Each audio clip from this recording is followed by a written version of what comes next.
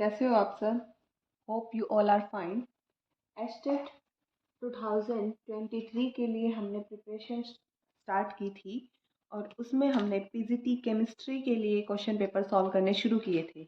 2021 and 22 PGT chemistry का paper हम solve कर चुके हैं। अब हमारी नेक्स्ट टर्न है 2020 का क्वेश्चन पेपर सॉल्व करने की, राइट? तो स्टार्ट करते हैं हम अपना पेपर। पहला केमिस्ट्री का पहला क्वेश्चन है हमारा, हमने स्टार्ट किया है एस्टेट 2020 का क्वेश्चन पेपर। पहला क्वेश्चन केमिस्ट्री सेक्शन हमारा 91 क्वेश्चन से शुरू होता है ना। पहला क्वेश्चन क्या कहता है? The correct reactivity order for electrophilic addition reaction. क्या बोला है इसने? Electrophilic addition reaction. अब हमें इतना पता होना चाहिए कि इलेक्ट्रोफाइल क्या होते हैं। इलेक्ट्रोफाइल मतलब इलेक्ट्रॉन लविंग स्पीसीज। ऐसे स्पीसीज जो खुद क्या है, इलेक्ट्रॉन डेफिशिएंट है, इनको इलेक्ट्रॉन लेने की चाहत है। इलेक्ट्रॉन लेने के लिए इनके पास पॉजिटिव चार्ज होगा। तो देखो हमारा ऑप्शन, पहला ऑप्शन क्या दिया है इसने? CH डबल बॉन्ड CH2 और इसके साथ लगा है एक हमारा phenyl group, right? Second option PH CH3 double bond CH CH3। PH का मतलब यही है ना, PH को हटाओ मतलब फिनाइल रिंग, ठीक है। थर्ड ऑप्शन, ये सेकंड ऑप्शन है, ऑर्डर पूछा है। थर्ड ऑप्शन हमारा क्या है? एक कार्बन के ऊपर दो फिनाइल रिंग और साथ में double bond CH CH3 and fourth option CH2 double bond CH और यहाँ पे लगा है NO2 ग्रुप। और पूछा है इलेक्ट्रोफिलिक एडिशन कौन फास्ट देगा। देखो जब ऐसी कोई कंडीशन आ जाए ना जहाँ आपको रिंग वाले कंपाउंड भी दिखे और नॉन रिंग वाले कंपाउंड भी दिखे, इसमें तो देखो वैसे बेंजीन रिंग है, हम सबसे ज़्यादा प्रेफरेंस का एक ऑर्डर होता है, रेजोनेंस को देंगे। ये ऑर्डर याद रख लो, आपको कभी भी दिक्कत नहीं होगी। सबसे पहले हम सिलेक्ट करेंगे on the basis of resonance, फिर हाइपर कॉन्जुगेशन के बेसिस पे, उसके बाद हम इंडक्टिव इफेक्ट पे जाएंगे। बस ये ऑर्डर याद रखो, आपकी हर एक क्वेश्चन ऑलमोस्ट सॉल्व हो जाएगा। देखो सबसे पहले रेजोनेंस, यहाँ पे रेजोनेंस है, ये क्या है? रेजोनेंस स्टेबलाइज्ड है, ये भी रेजोनेंस स्टेबलाइज्ड है, यहाँ पे डबल रेजोनेंस है और यहाँ रेजोनेंस नहीं है। यहाँ क्या है? ये सॉरी रेजोनेंस तो है, इलेक्ट्रॉन विड्रॉइंग ग्रुप है हमारा NO2। यहाँ पे ये इलेक्ट्रॉन विड्रॉइंग है, यहाँ पे देखो एक दो और ये तीन इलेक्ट्रॉन रिलीजिंग ग्रुप है। अल्काइल ग्रुप भी इलेक्ट्रॉन रिलीजिंग है। यहाँ पे एक फिनाइल दो मिथाइल ग्रुप, यहाँ पे भी इलेक्ट्रॉन रिलीजिंग ग्रुप है और यहाँ पे भी ये एक क्या है? Electron releasing group, phenyl ring है ना। तो जो इलेक्ट्रॉन विड्रॉ कर लेगा वो तो हमारे डबल बॉन्ड को इलेक्ट्रॉन डेफिशिएंट बनाएगा ना। हमें लेकिन क्या चाहिए? इलेक्ट्रॉन रिच चाहिए, इलेक्ट्रॉन लविंग चाहिए ना, इलेक्ट्रॉन रिच होना चाहिए हमारा कंपाउंड तो। लेकिन यहाँ क्या? Electron withdrawing. तो हमें इतना तो समझ में आ गया, 1 2 एंड 3 में से सबसे कम होगा हमारा फोर्थ, राइट? लेकिन हमें अभी रेजोनेंस के बेसिस पे इनमें से समझ नहीं आया है, यही बात है ना। लेकिन एक और चीज़ समझ आई है हमें रेजोनेंस के बेसिस पे कि यहाँ पे देखो कितने इलेक्ट्रॉन रिलीजिंग ग्रुप है। ये एक, यहाँ पे एक दो और तीन, यहाँ पे एक दो और ये तीन, इतना है। लेकिन यहाँ पे दो फिनाइल ग्रुप है, यहाँ दो अल्काइल ग्रुप है। तो फिनाइल ग्रुप ज़्यादा अच्छे से डोनेट करेगा, मतलब जो हमारा थर्ड कंपाउंड है वो सबसे ज़्यादा होगा, फिर फर्स्ट, और फिर फर्स्ट या सेकंड में से कोई होगा और फोर्थ वाला सबसे कम होगा। करो आगे। अब इसको आगे क्या करेंगे हम? हाइपर कॉन्जुगेशन के बेसिस पे अगर हम इसको देखते हैं स्टेबिलिटी, तो यहाँ पे हमारा फिनाइल रिंग है, अल्फा हाइड्रोजन नहीं है। यहाँ पे सेकेंड और फर्स्ट में डिसाइड करना है ना। यहाँ पे देखो, यहाँ पे भी अल्फा हाइड्रोजन नहीं है, लेकिन यहाँ पे सॉरी, यहाँ 3 अल्फा हाइड्रोजन है, यहाँ एक भी नहीं है। तो ये ज़्यादा स्टेबल होगा, मतलब थर्ड ऑप्शन सबसे ज़्यादा स्टेबल, फिर सेकेंड, फिर फर्स्ट एंड लास्ट में फोर्थ। अब देख लो ये ऑर्डर कहाँ आ रहा है।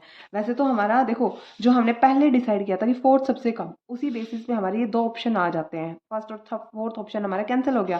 फिर हमने डिसाइड किया था कि थर्ड सबसे ज़्यादा, उस बेसिस पे हमारा आंसर आ गया था ऑप्शन नंबर सेकेंड। लेकिन हमें तो विद रीज़न पूरा प्रूफ जानना है ना, तो हमारा क्या होगा, option number second is the correct answer, right. Option number second क्या है हमारा करेक्ट आंसर है। Moving to the next question. Question number 92 क्या कहता है, which of the following statement about interstitial compound is incorrect. सबसे पहली बात, इंटरस्टिशियल कंपाउंड क्या होते हैं। देखो कोई भी कंपाउंड है, कोई भी, मैंने ए टाइप के एटम ले लिए, वो कुछ ऐसी लेयर बना रहे हैं, एक दूसरे के ऊपर सेट है। अब बीच में जो ये खाली स्पेस बच गया ना, इसमें मेरे दूसरे एटम वॉइड्स, इसको क्या बोलते हैं खाली स्पेस को, वॉइड्स, वॉइड्स में आके बैठ गए। ये एटम बैठने से हमारा जो कंपाउंड है उसकी प्रॉपर्टीज में इन्हांसमेंट हो गई, कुछ ना कुछ गुण उसके बढ़ गए। ये वाले क्या कहलाते हैं फिर हमारे इंटरस्टिशियल कंपाउंड्स, राइट। अब इंटरस्टिशियल कंपाउंड कंपाउंड की करेक्टरिस्टिक्स को बढ़ा देते हैं। तो इसने क्या पूछा है, इनकरेक्ट ऑप्शन देखते हैं क्या होते हैं। They have higher melting point than the pure metal, right, characteristics को बढ़ाएंगे, सही है ये point. They retain metallic conductivity, हाँ, वर्ड्स हैं, खाली स्पेस था, इलेक्ट्रॉन को इजिली नहीं पास करवा पा रहे थे, लेकिन अब ये करवा देंगे, करेक्ट, मेटेलिक कंडक्टिविटी भी बढ़ गई। दे आर केमिकली रिएक्टिव, क्या केमिकली रिएक्टिव होंगे, ये केमिकल रिएक्टिविटी को भी कम कर देंगे, राइट। सो ऑप्शन नंबर 3 क्या है हमारा, इनकरेक्ट ऑप्शन है। They are much harder than pure metal, ये सही है। सो इनकरेक्ट ऑप्शन क्या है, ऑप्शन नंबर थर्ड। आंसर क्या है हमारा, option number third. Next question, cesium bromide crystallize in a body center cubic lattice, the unit shell length is, solid state का question है। देखो इस क्वेश्चन में हमसे इसने डेंसिटी पूछा है, क्या पूछा है, डेंसिटी। क्वेश्चन में कुछ भी नहीं है, इजी सा है, सारी चीजें इसने दी हैं। सेल लेंथ कितनी दी है, 4.36.6 पिकोमीटर। क्रिस्टल इसने बता दिया है सीजियम ब्रोमाइड, और किस में है ये, बीसीसी लैटिस में है, और साथ में इसके एटॉमिक वेट भी दे दिया, एवोगेड्रो नंबर भी दे दिया है आपको, डेंसिटी पूछी है। अब डेंसिटी मेरी क्या होती है, डेंसिटी का सिंबल होता है rho, Z into M divide by Avogadro number और cube of unit cell length. याद रखने की ट्रिक, जमना, जमना कैसे, जय मैं और ये ना, आ की मात्रा, जमना, ऐसे याद रखते हैं इसको। ये एवोगेड्रो नंबर, ये क्या है, number of atoms present in the lattice.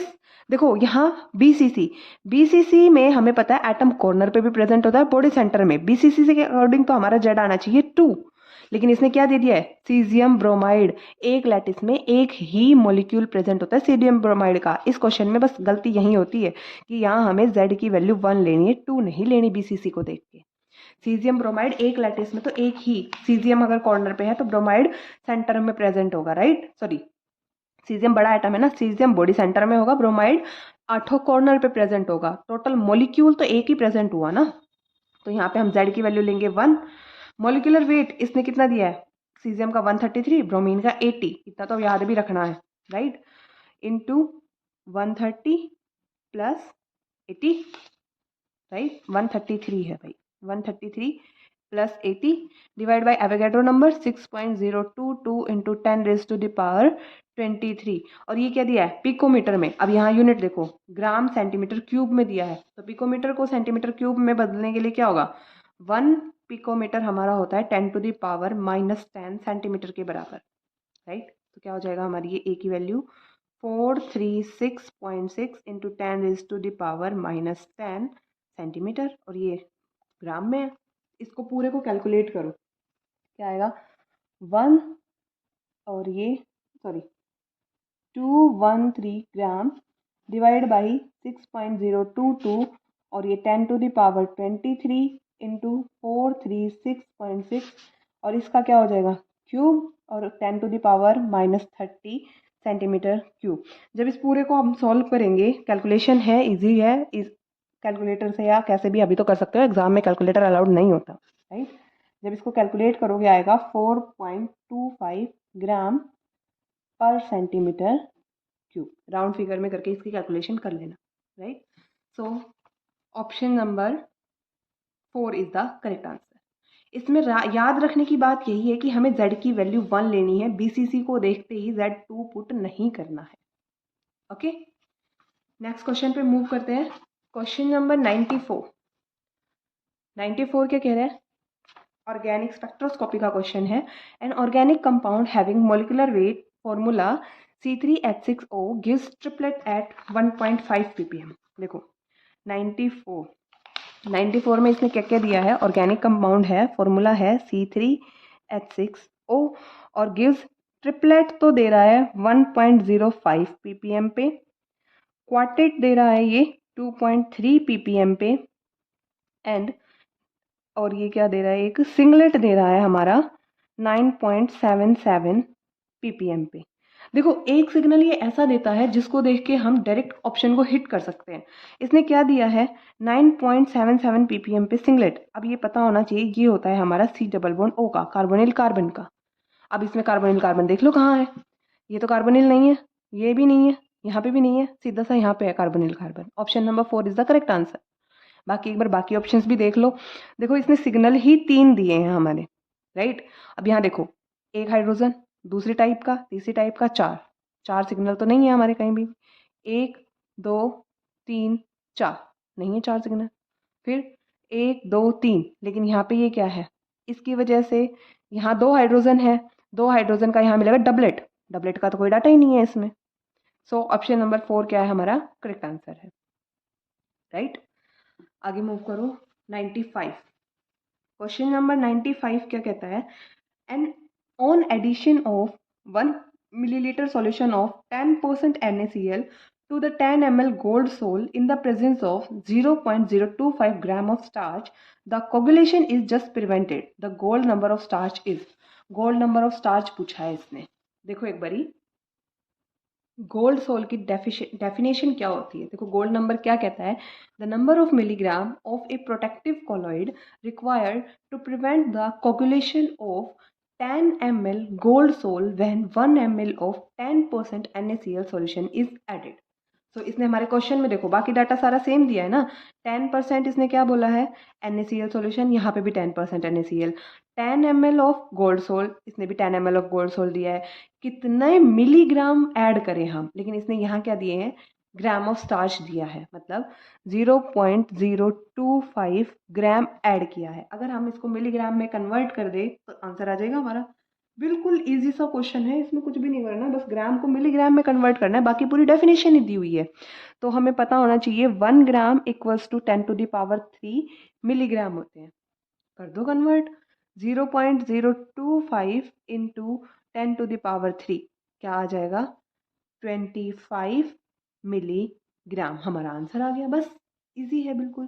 Question number 95 option number A क्या है हमारा? करेक्ट आंसर है, राइट। आगे मूव करो 96। विच of the following statement is not true? कौन सी स्टेटमेंट ट्रू नहीं है? क्या है? Halide ligand forms high spin complex, सही बात है। स्ट्रॉन्ग लिगैंड्स फॉर्म लो स्पिन कॉम्प्लेक्स, ये भी सही बात है। देखो अगर समझ आ रहा है तो बहुत बढ़िया, नहीं समझ में आ रहा है तो पता कैसे चलेगा? देखो जितने भी स्ट्रॉन्ग लिगैंड है, पहली स्टेटमेंट की बात करते हैं पहले तो। Halide ligand forms the high spin complex. Halide मतलब आपके fluorine, chlorine, bromine, spectrochemical series में ये आते हैं लगभग एंड में जाके। एंड में आते हैं कि स्टार्टिंग में आते हैं? स्टार्टिंग में आते हैं। ये क्या है? हमारे वीक लिगैंड्स हैं। वीक लिगैंड पेयरिंग नहीं करवा सकते। वीक लिगैंड्स के पास इतनी एनर्जी नहीं है कि वो इलेक्ट्रॉन्स को पेयर अप करा दे। और सेकंड स्टेटमेंट हमारी क्या कहती है? सेकंड स्टेटमेंट कहती है स्ट्रॉन्ग लिगैंड्स जितने भी होते हैं वो सबके सब लो स्पिन कॉम्प्लेक्स बनाते हैं, और वीक लिगैंड जो है वो हाई स्पिन कॉम्प्लेक्स बनाते हैं। कैसे पता चलेगा? अब ये देखो, हलाइड आयन जितने भी हैं सारे वीक लिगैंड है, इलेक्ट्रॉन्स की पेयरिंग नहीं कराते। एक जनरल मैं एग्जाम्पल ले लेती हूँ, FeF6 2 पॉजिटिव ले लिया मैंने। यहाँ पे मैंने स्ट्रॉन्ग लिगैंड के लिए ले लिया FeCN6, और ये भी ले लिया मैंने 2 पॉजिटिव। ठीक है, ऑक्सीडेशन स्टेट निकाली, भाई यहाँ 4 ले लो ताकि सेम ऑक्सीडेशन स्टेट रहे, आपको अच्छे से समझ में आए। हम दोनों स्टेटमेंट को समझने की कोशिश कर रहे हैं, बच्चों को जो कन्फ्यूजन रह जाता है हम उससे निकल रहे हैं। देखो कैसे, जितने भी हमारे वीक फील्ड लिगेंड है हाई स्पिन कॉम्प्लेक्स बनाते हैं, जितने भी स्ट्रॉन्ग फील्ड लिगेंड है लो स्पिन कॉम्प्लेक्स बनाते हैं। कैसे पता चला? देखो यहाँ पे आयरन है 2 पॉजिटिव ऑक्सीडेशन स्टेट में, यहाँ पे आयरन है 2 पॉजिटिव ऑक्सीडेशन स्टेट में, राइट, दोनों सेम है।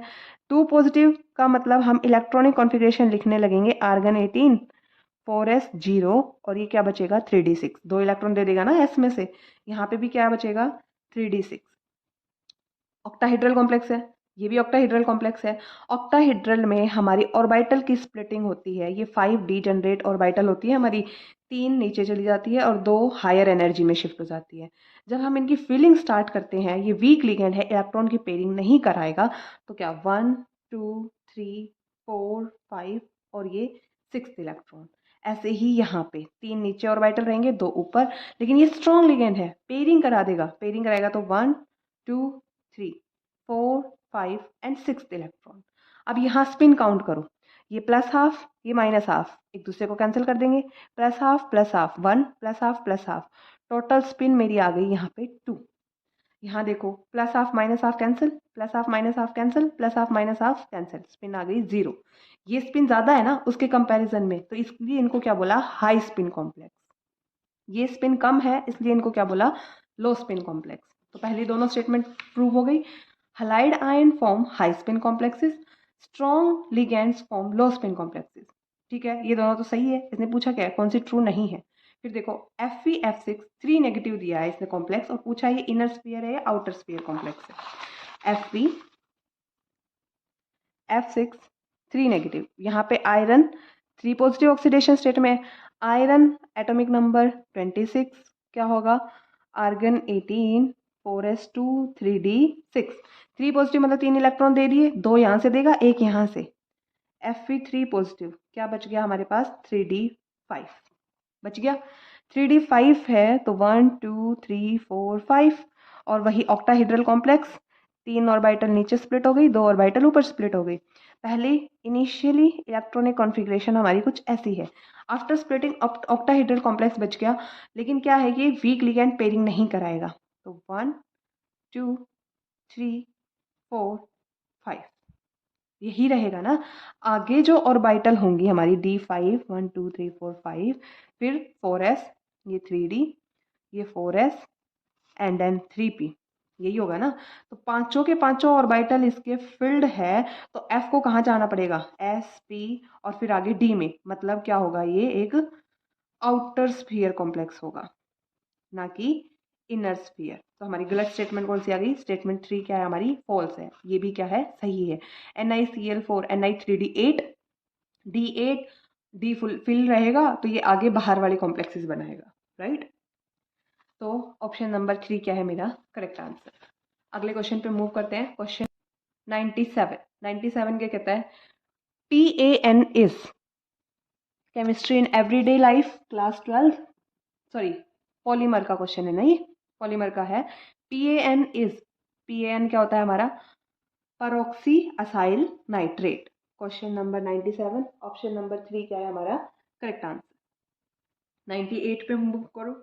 When HCl gas is passed through saturated solution of a common salt, pure NaCl precipitated because the impurity dissolved in HCl, the HCl is highly soluble in water, the ionic product of NaCl exceeds the solubility product of NaCl, और fourth option क्या है the solubility product of NaCl is lowered by Cl negative from aqueous HCl। देखो electrochemistry का question है, question number 98। एक term होती है हमारी आयनिक प्रोडक्ट, दूसरी होती है हमारी सोल्यूबिलिटी प्रोडक्ट। पहला केस अगर आयनिक प्रोडक्ट ज़्यादा है सोल्यूबिलिटी प्रोडक्ट से, दूसरा अगर दोनों बराबर है, तीसरा अगर सोल्यूबिलिटी प्रोडक्ट ज़्यादा है। अगर हमारा सोल्यूबिलिटी प्रोडक्ट ज़्यादा है मतलब हमारा कंपाउंड सोल्यूबल हो जाएगा, उसमें कोई भी प्रेसिपिटेट नहीं बनेंगे। अगर दोनों इक्वल है इसका मतलब होता है प्रेसिपिटेट्स अबाउट टू फॉर्म, बनने वाले हैं। अगर आयनिक प्रोडक्ट ज़्यादा है सोल्यूबिलिटी प्रोडक्ट कम है, इसका मतलब है क्या प्रेसिपिटेट फॉर्म्स। ठीक है, याद रखना इन तीनों को। सो इस क्वेश्चन का हमारा करेक्ट आंसर होगा ऑप्शन नंबर 3। इसने यही बोला है ना आयनिक प्रोडक्ट दोनों का Na पॉजिटिव और Cl नेगेटिव का ज़्यादा होगा सॉल्युबिलिटी प्रोडक्ट से, तभी तो हमारे क्या बनेंगे, प्रेसिपिटेट बनेंगे। अब प्योर प्रेसिपिटेट बन रहे हैं ना हमारे, तो क्या होगा, ऑप्शन नंबर 3 क्या है हमारा correct answer. Next question number 99, which of the following has the highest magnetic moment. पहला कंपाउंड 99 में फर्स्ट दिया है हमें MnCN6 3 नेगेटिव, राइट। मतलब यहाँ क्या है, मैंगनीज +3 ऑक्सीडेशन स्टेट में है। +3 का मतलब क्या होता है, मैंगनीज एटॉमिक नंबर 25 होता क्या है, electronic configuration argon 18 4s2 3d5। पर 3 पॉजिटिव फॉर्म में, 3 पॉजिटिव फॉर्म में क्या होगा, 2 इलेक्ट्रॉन S से दे देगा, 1 D से, क्या होगा 3d4। अब ये क्या है, स्ट्रॉन्ग फील्ड लिगेंड है। स्ट्रॉन्ग फील्ड लिगेंड क्या कराता है, पेयरिंग कराएगा। ऑक्टाहेड्रल ज्योमेट्री होगी ना, 6 है, 3 ऑर्बिटल नीचे स्प्लिट होंगी, 2 ऊपर स्प्लिट होंगी। तो D4 मतलब 1 2 3, अब क्या होगी, पेयरिंग। टोटल अनपेयर्ड इलेक्ट्रॉन कितने बच गए, 2। इसने क्या पूछा है, highest magnetic moment. Magnetic moment उसी का ज्यादा होगा ना जिसमें नंबर ऑफ अनपेयर्ड इलेक्ट्रॉन ज्यादा होंगे। Next second complex FeCN6 3 negative, मतलब यहाँ पे आयरन भी क्या है, 3 पॉजिटिव ऑक्सीडेशन स्टेट में। 3 पॉजिटिव का मतलब क्या होगा, आयरन होता है हमारा 26, आर्गन 18 4s2 3d6, 3 इलेक्ट्रॉन दे दिए तो क्या बचेगा 3d5, 3 ऑर्बिटल नीचे, ऑक्टाहेड्रल ज्योमेट्री ये सेम, 6 इलेक्ट्रॉन और फिर पेयरिंग 1 2 3, अब क्या होगी पेयरिंग 4 5 6। अनपेयर्ड इलेक्ट्रॉन कितने हो गए, 0।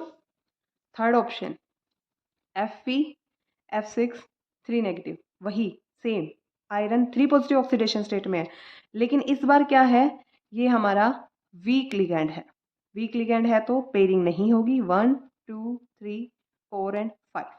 अनपेयर्ड इलेक्ट्रॉन 5 से ज़्यादा अनपेयर्ड इलेक्ट्रॉन तो आ ही नहीं सकते किसी में भी, तो यही क्या है हमारा करेक्ट आंसर। इसी में क्या होगा, highest magnetic moment.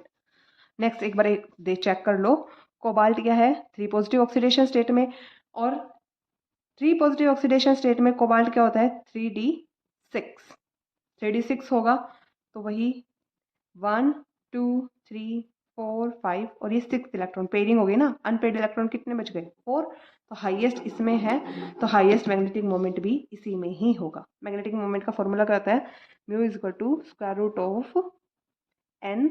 √ n+2। n क्या है, number of unpaired electron, right. यहाँ पे हमारे अनपेयर्ड इलेक्ट्रॉन ज़्यादा है, तो हाईएस्ट मैग्नेटिक मोमेंट भी इसी का होगा। Option number 3 is the correct answer. Next question पे मूव करो, क्वेश्चन नंबर 100 क्या कहता है, which is not true for a standard hydrogen electrode.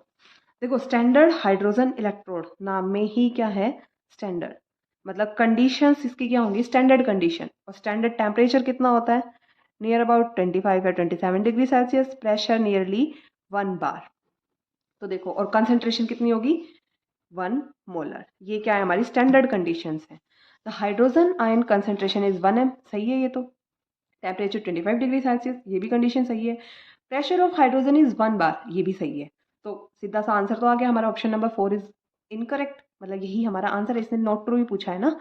It contains A metallic conductor which doesn't absorb hydrogen, but होता क्या है, हमारे ऐसे एक टब में, और ये हमारी ऐसे इलेक्ट्रोड होती है, और यहाँ पे एक प्लैटिनम वायर के साथ प्लैटिनम फॉइल लटकी होती है। इसके अंदर फिल क्या होता है HCl, और इधर से हमारी H2 गैस पास होती है। ये क्या है, मेटल वायर होती है, और मेटल वायर के थ्रू हमारी हाइड्रोजन गैस एब्जॉर्ब होती है। इसने क्या बोला है, डज नॉट एब्जॉर्ब, ट्रू नहीं है। तो ऑप्शन नंबर 4 हमारा क्या है correct answer. That's all for today. बाकी के क्वेश्चन हम अपनी नेक्स्ट वीडियो में डिस्कस करेंगे।